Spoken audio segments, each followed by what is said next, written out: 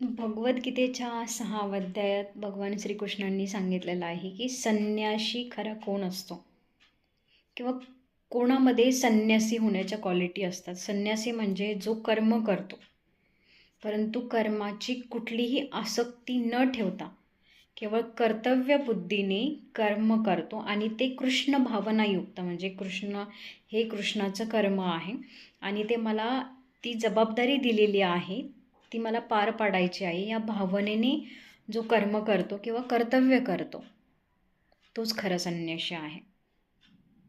अन्यथा पूर्वीची जी पारंपरिक प्रथा आहे त्यानुसार संन्याशी आपण असंच म्हणतो की जो बाहेर जातो, जंगलात जातो, ध्यान करतो, साधना करतो, गृहस्थाश्रम सोडून देतो, तो संन्यासी. पण तसं नाही. संन्यासी म्हणजे जो जिथे आहे त्या परिस्थितीमध्ये परमेश्वराने जे काम त्याच्यावरती सोपवलेलं आहे ते कुठलीही अपेक्षा न ठेवता अगदी कृष्ण भावनायुक्त मनाने करतो, तोच खरा संन्यासी.